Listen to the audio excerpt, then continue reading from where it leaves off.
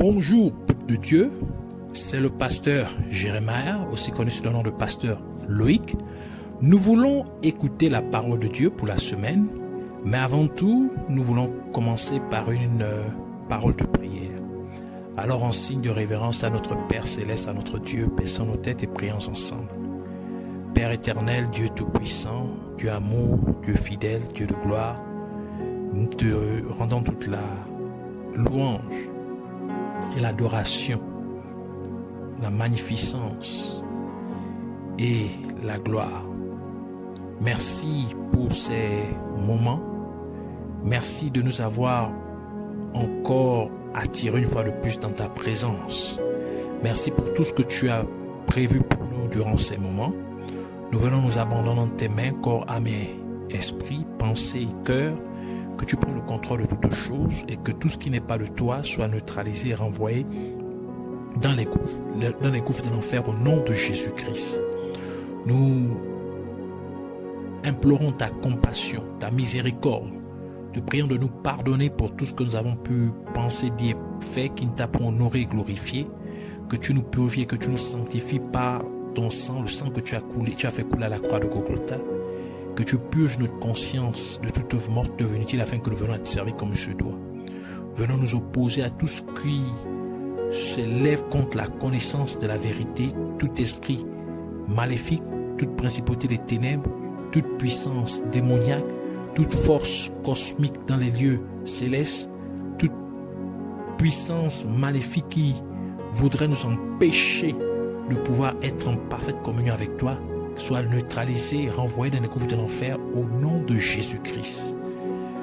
Merci Seigneur de nous amener dans la profondeur de la révélation de tes mystères. Que la gloire, l'honneur et la majesté te soient rendus en toutes choses au nom de Jésus-Christ. Amen. Alors nous allons prendre notre passage principal des Saintes Écritures dans le livre de Genèse. Genèse chapitre 27 versets 34 à 40. Alors, nous lisons la parole de Dieu dans le livre de Genèse chapitre 27, versets 34 à 40 au nom de Jésus-Christ. Lorsqu'Ésaü entendit les paroles de son père, il poussa de forts cris, pleins d'amertume, et il dit à son père, « Bénis-moi aussi, mon père. » Isaac dit, « Ton frère est venu avec ruse, et il a enlevé ta bénédiction. » Ésaü dit, « Est-ce parce qu'on l'a appelé du nom de Jacob qu'il m'a supplanté 2 fois? » Et il dit, « N'as-tu point réservé de bénédiction pour moi? » Isaac répondit et dit à Ésaü, « Voici, je l'ai béni, je l'ai établi ton maître, et je lui ai donné tous ses frères pour serviteurs. Je l'ai pourvu de blé et de vin. Que puis-je donc faire pour toi, mon fils? » Ésaü dit à son père, « N'as-tu que cette seule bénédiction, mon père? Bénis-moi aussi, mon père. » Et Ésaü éleva la voix et pleura. Isaac, son père, répondit et lui dit, « Voici, ta demeure sera privée de la graisse de la terre et de la rosée du ciel d'en haut. Tu vivras de ton épée et tu seras asservi à ton frère. Mais en errant librement ça et là, tu briseras son joug de dessus de ton cou. » Que le Seigneur bénisse sa parole, qu'elle vienne pleine de profondeur, de vie, de grâce et de faveur au nom de Jésus-Christ. Alors pour cette semaine, le Seigneur voudrait nous entretenir sur Ésaü et le droit d'aînesse. Le titre de notre enseignement pour cette semaine est Ésaü et le droit d'aînesse. Ésaü était le frère aîné de Jacob, car il sortit du ventre de leur mère avant Jacob bien qu'ils étaient frères jumeaux. Ainsi, le fait qu'Ésaü soit né avant son frère jumeau Jacob, le droit d'aînesse lui fut donc attribué. Et il arriva que lorsqu'Isaac, le père d'Ésaü et de Jacob, approchait de ces derniers jours, il appela Ésaü et lui ordonna d'aller chasser du gibier et de lui en faire un repas, afin que par la suite il bénisse Ésaü, car la bénédiction du père est donnée par droit d'aînesse au premier-né. Mais, tandis qu'Ésaü allait exécuter les instructions d'Isaac, son frère cadet vint avec subtilité, avec ruse, se faisant passer pour Ésaü, et il fut ainsi béni par Isaac, leur père, à la place d'Ésaü. Cependant, même si Jacob vola la bénédiction ou prit la bénédiction de son frère aîné, Ésaü, Isaac prophétisa à Ésaü disant qu'Ésaü vivra par son épée. Cela signifie que malgré le fait que Jacob ait pris la bénédiction d'Ésaü par subtilité, Ésaü reçut l'épée comme bénédiction. C'est donc une prophétie pour dire que lorsque vous avez le droit d'aînesse, peu importe la subtilité que l'ennemi utiliserait contre vous, Dieu vous a donné l'épée. Et c'est avec l'épée que vous allez récupérer ce que l'ennemi vous a pris. C'est par l'épée que vous recevrez la délivrance. C'est avec l'épée que vous briserez le joug de l'ennemi de votre vie. Et le livre d'Hébreux assimile la parole de Dieu à une épée à double tranchant.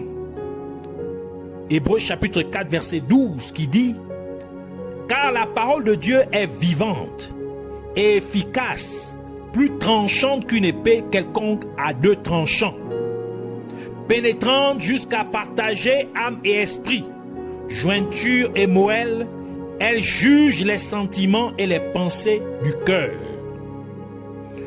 Cela nous dit donc que l'épée représente la parole de Dieu. Et cela est également confirmé par le livre d'Ésaïe, Ésaïe chapitre 49 verset 2 qui dit « Et il a rendu ma bouche semblable à une épée aiguë. » Première partie du verset. En d'autres termes, Dieu a rendu les paroles qui sortent de la bouche semblables à une épée aiguë. Donc pour dire que la parole est une épée. Et le livre d'Apocalypse atteste aussi en déclarant que de la bouche de Jésus-Christ sort une épée à deux tranchants. Apocalypse chapitre 1 verset 16 qui dit « Il avait dans sa main droite 7 étoiles. De sa bouche sortait une épée aiguë à deux tranchants. Et son visage était comme le soleil lorsqu'il brille dans sa force. » Par cela, nous comprenons maintenant pourquoi Jésus-Christ est appelé la parole de Dieu. Car de sa bouche sort une épée à double tranchant. Donc, la parole de Dieu qui sort de sa bouche est une épée à double tranchant. Par conséquent, par le fait qu'Ésaü, qui était le premier-né, ait reçu l'épée malgré le fait que Jacob ait pris son droit d'aînesse et sa bénédiction par subtilité. Cela nous révèle que même si l'ennemi vole votre droit d'aînesse et vos bénédictions par subtilité, Dieu vous a donné sa parole afin que vous puissiez en vivre. Dieu vous a donné sa parole pour récupérer ce que l'ennemi vous a volé. Dieu vous a donné sa parole pour reprendre possession de ce que l'ennemi vous a pris. Dieu vous a donné sa parole pour vous libérer de l'esclavage de Satan, car il est votre véritable ennemi, tel que la parole de Dieu le déclare dans 1 Pierre chapitre 5 verset 8 qui dit « Soyez sobres, veillez, votre adversaire le diable rôde comme un lion rugissant cherchant qui il dévorera. » Et la parole de Dieu dit que Jésus-Christ est le premier-né en toutes choses que Dieu le Père a fait. Colossiens chapitre 1 verset 18 qui dit « Il est la tête du corps de l'Église. Il est le commencement, le premier-né d'entre les morts, afin d'être en tout le premier. » Cela implique tout simplement que le droit d'aînesse appartient à Jésus-Christ. Et la parole de Dieu nous dit aussi que lorsque vous êtes en Jésus-Christ, vous vivez maintenant à travers lui. Galates chapitre 2 verset 20 qui dit « J'ai été crucifié avec Christ, et si je vis, ce n'est plus moi qui vis, c'est Christ qui vit en moi. Si je vis maintenant dans la chair, donc physiquement, je vis dans la foi au Fils de Dieu qui m'a aimé et qui s'est livré lui-même pour moi. » En d'autres termes, comme vous avez accepté Jésus-Christ comme votre Sauveur et Seigneur, vous êtes maintenant un avec lui. Comme le dit le livre de 1 Corinthiens chapitre 6 verset 17 qui dit « Mais celui qui s'attache au Seigneur est avec lui un seul esprit. » Cela signifie donc qu'en tant que vrai chrétien, quelqu'un qui a sincèrement accepté Jésus-Christ comme son Sauveur et Seigneur, parce que vous êtes maintenant un être, un seul être avec Jésus-Christ, et sachant que le droit d'aînesse appartient à Jésus-Christ, par conséquent, le droit d'aînesse vous appartient également, car vous êtes un seul être avec le Christ. Et cela est même confirmé par le fait que vous êtes membre du corps du Christ. Donc vous appartenez au corps du Christ. Lui, il est la tête et vous êtes son corps, vous, en tant qu'Église, en tant que membre de l'Église de Dieu. Donc nous sommes un seul être en Christ, avec Christ. Donc nous avons automatiquement le droit d'aînesse, puisque Jésus-Christ est premier-né en toutes choses. Tout cela nous révèle à nouveau que même si les hommes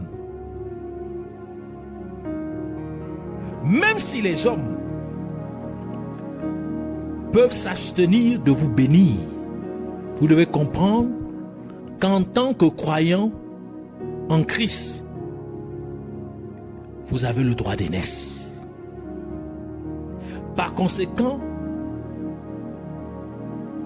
cela implique que peu importe la subtilité que Satan utiliserait contre vous, Dieu vous a donné sa parole comme une épée. Et c'est par la parole de Dieu que vous devriez vivre. C'est par la parole de Dieu que vous dominerez sur vos ennemis. C'est par la parole de Dieu que vous briserez le joug des puissances des ténèbres de votre vie. C'est par la parole de Dieu que vous aurez la victoire sur le royaume des ténèbres. Ainsi, même si les êtres humains refusent de vous bénir, sachez une chose, qu'en tant que chrétien, vous êtes censé vivre par l'épée, qui est la parole de Dieu. Votre leader peut bénir les autres et refuser de vous bénir, même si vous méritez d'être béni. Vous devez comprendre que votre bénédiction viendra sur vous si vous utilisez l'épée que Dieu vous a donnée, qui est sa parole. Vos parents peuvent avoir une préférence pour les autres à votre détriment, de telle sorte qu'ils bénissent les autres, mais pas vous. Vous devez savoir que vous devez vivre par l'épée que Dieu vous a confiée afin que vous puissiez avoir accès à tout ce dont vous avez besoin dans la vie. Et cette épée est la parole de Dieu. Par conséquent, Dieu vous a donné sa parole comme épée afin que vous puissiez vivre par elle. Et c'est la raison pour laquelle Jésus-Christ a dit ce qui suit dans Matthieu chapitre 10, versets 34 à 36. Ne croyez pas que je sois venu apporter la paix sur la terre. Je ne suis pas venu apporter la paix, mais l'épée. Car je suis venu mettre la division entre l'homme et son père, entre la fille et sa mère, entre la belle-fille et sa belle-mère, et l'homme aura pour ennemi les gens de sa maison.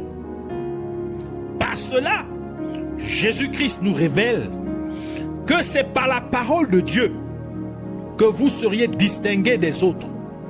C'est à cause de la parole de Dieu qu'il vous a donné que les gens s'opposeraient à vous. Mais vous devez garder à l'esprit que c'est Satan qui opérerait derrière ces gens. Car la parole de Dieu dit dans 2 Corinthiens chapitre 10, versets 3 à 5, si nous marchons dans la chair, c'est-à-dire si nous marchons dans le physique, nous ne combattons pas selon la chair, donc selon les armes physiques. Car les armes avec lesquelles nous combattons ne sont pas charnelles, mais elles sont puissantes par la vertu de Dieu pour renverser les forteresses. Nous renversons les raisonnements et toute hauteur qui s'élève contre la connaissance de Dieu. Et nous amenons toute pensée captive à l'obéissance de Christ. Ainsi, Dieu vous a donné sa parole afin que vous puissiez vous différencier des autres. Dieu vous a donné sa parole afin que vous puissiez être particulier à ses yeux et aux yeux des autres. C'est pourquoi le livre de Malachie déclare ce qui suit dans Malachie chapitre 3 verset 18. Et vous verrez de nouveau la différence entre le juste et le méchant, entre celui qui sert Dieu et celui qui ne le sert pas. Et tout cela nous révèle que vous pouvez être victime de l'injustice des hommes. Mais par l'utilisation de l'épée qui est la parole de Dieu, vous serez justifié devant Dieu et devant les hommes. Par votre utilisation de la parole de Dieu, vous serez justifié devant Dieu et devant les hommes. Dieu vous a donné l'épée qui est sa parole, afin que vous puissiez vaincre votre ennemi, le diable. Et c'est pourquoi Jésus-Christ a dit ce qui suit à ses disciples dans Luc chapitre 22, versets 36 à 38, qui dit: et il leur dit, maintenant, au contraire, que celui qui a une bourse la prenne et que celui qui a un sac le prenne également. Que celui qui n'a point d'épée vende son vêtement et achète une épée. Car je vous le dis, il faut que cette parole qui est écrite s'accomplisse en moi. Et il a été mis au nombre des malfaiteurs. Et ce qui me concerne est sur le point d'arriver. Ils dirent: Seigneur, voici 2 épées. Et il leur dit: cela suffit. Ainsi, en ordonnant à celui qui n'a pas d'épée de vendre son vêtement, afin qu'il puisse acheter une épée, Jésus-Christ veut nous dire tout simplement que nous devons désirer la parole de Dieu au-dessus de toute possession matérielle. Nous devons désirer la parole de Dieu plus que toute autre chose que nous valorisons ou que nous chérissons. Et nous pouvons remarquer que les disciples ont dit qu'ils avaient 2 épées. Et Jésus-Christ a dit: cela suffit. Les 2 épées représentent la parole de Dieu contenues dans chacun des deux testaments. En d'autres termes, les deux épées représentent la parole de Dieu contenue dans l'Ancien Testament et la parole de Dieu contenue dans le Nouveau Testament. Donc, la première épée représente la parole de Dieu contenue dans l'Ancien Testament et la deuxième épée représente la parole de Dieu contenue dans le Nouveau Testament. Et tous deux forment donc toute la parole de Dieu. Et c'est la raison pour laquelle Jésus-Christ a dit que cela suffit. Par cela, Jésus-Christ nous dit que vous n'avez pas, il est en train de nous dire que vous n'avez pas besoin d'autres paroles ou d'autres choses, car sa parole suffit pour faire face à toute situation que vous traversez. La parole de Dieu suffit pour régler votre problème. La parole de Dieu suffit pour faire face à votre maladie. La parole de Dieu suffit pour faire face à vos difficultés financières. La parole de Dieu suffit pour faire face à ce que vous avez perdu, et ainsi de suite. Le fait que Dieu vous ait donné son épée devrait vous dire que sur cette terre, vous devez être violent avec les choses spirituelles. Vous devez être violent quand il s'agit d'expérimenter les bénédictions de Dieu. Et c'est pourquoi Jésus-Christ a ajouté ce qui suit dans Matthieu chapitre 11, verset 12, pour dire: depuis le temps de Jean-Baptiste jusqu'à présent, le royaume des cieux est forcé, et ce sont les violents qui s'en emparent. Ainsi, vous avez besoin d'être violent pour reprendre possession de ce que Dieu vous a prédestiné, mais que votre ennemi, le diable, vous a volé, ou qu'il essaie par tous les moyens de vous ravir. Vous avez donc besoin d'utiliser l'épée qui est la parole de Dieu avec violence. En d'autres termes, vous devez être très discipliné dans votre méditation quotidienne de la parole de Dieu. Vous devez être discipliné pour vous assurer que vous exprimez la parole de Dieu dans chaque situation dans laquelle vous vous trouvez.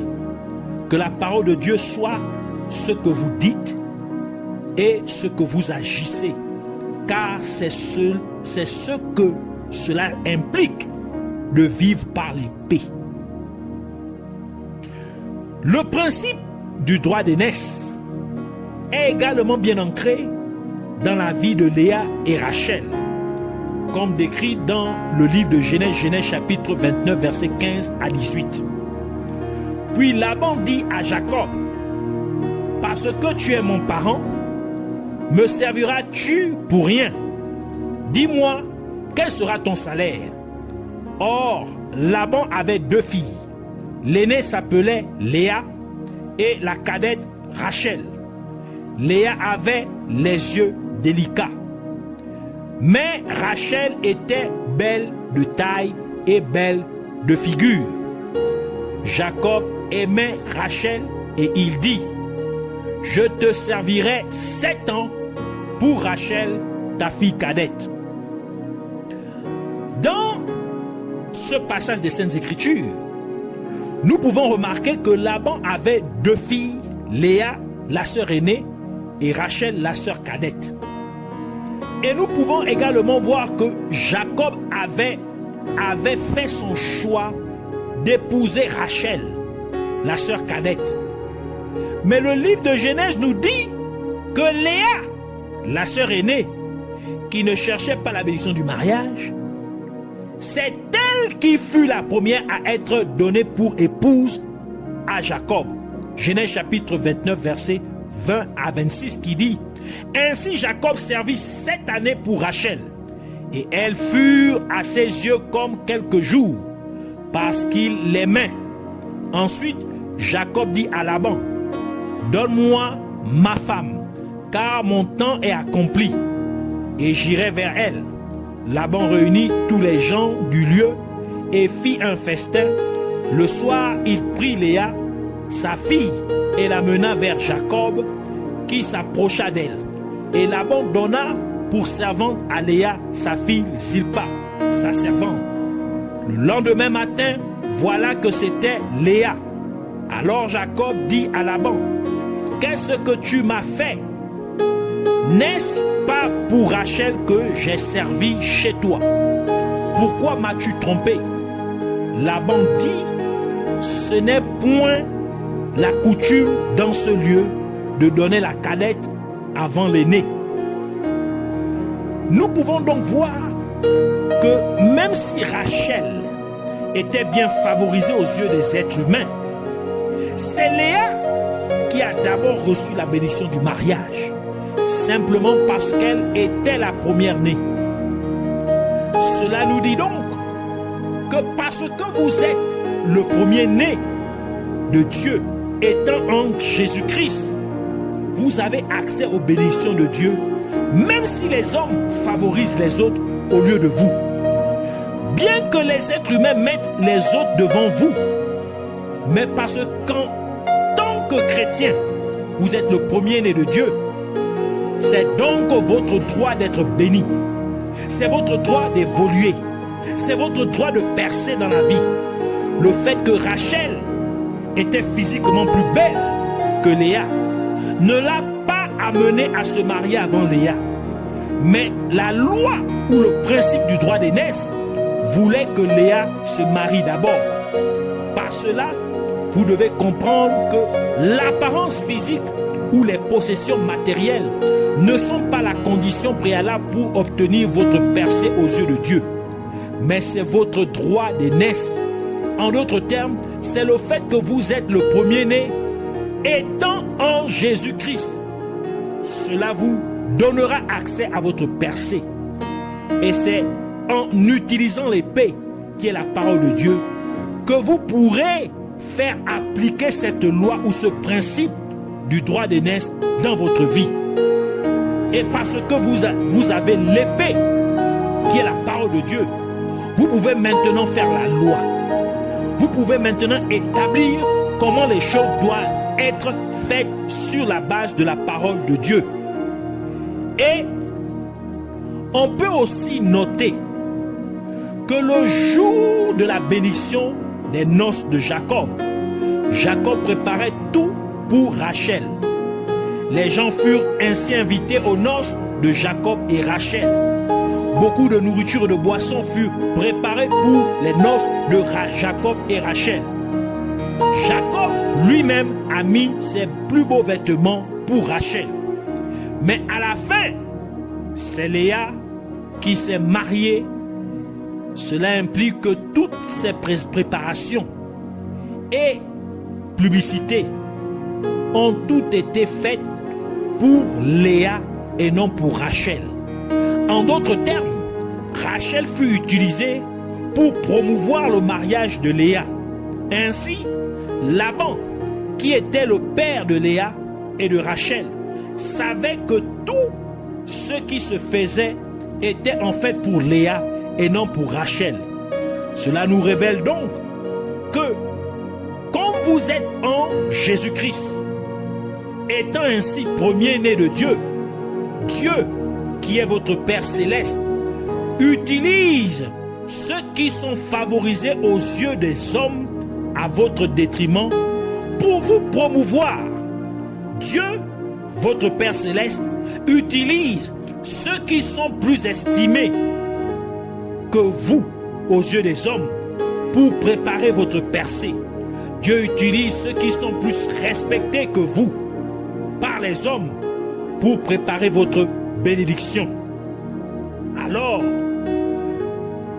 que d'autres personnes étaient excitées par les préparatifs du mariage, seul Laban, le père de Léa et Rachel, savait quel serait le résultat final, car c'était lui qui fit respecter le principe du droit d'aînesse. C'est pour nous dire que peu importe ce que les gens peuvent faire ou dire autour de vous, ou mettre, ou même contre vous, vous devez comprendre que seul Dieu, votre Père céleste, sait comment tout cela finira, car il fera en sorte que votre droit d'aînesse, en tant que chrétien, soit en effet respecté. Ainsi, nous voulons prier par rapport à ce mystère du droit d'aînesse. Nous voulons prier pour dire merci, Père Céleste, Dieu Tout-Puissant. Merci pour la compréhension de ta parole dont tu m'as béni. Je crois en toi, Seigneur Jésus-Christ. Je crois que tu es mort pour mes péchés et que tu es ressuscité des morts pour ma justification. Je t'accepte donc dans ma vie comme mon Sauveur et Seigneur. Et je prie pour que ton Saint-Esprit, qui est l'esprit d'adoption, vienne habiter en moi pour faire de moi un enfant de Dieu. Et maintenant que je t'ai accepté dans ma vie, Seigneur Jésus-Christ, je crois vraiment que ma vie est maintenant en toi. Et ce n'est plus moi qui vis, mais c'est toi, Seigneur Jésus-Christ, qui vis par moi, car je ne fais plus qu'un seul être avec toi. Et parce que Dieu, le Père, a fait de toi le premier-né en toutes choses, je suis donc le premier-né avec toi, car ma vie est en toi. Par conséquent, le droit d'aînesse est mien. Et en conséquence, Dieu, le Père, m'a donné l'épée, qui est la parole de Dieu, afin que je puisse vivre par elle.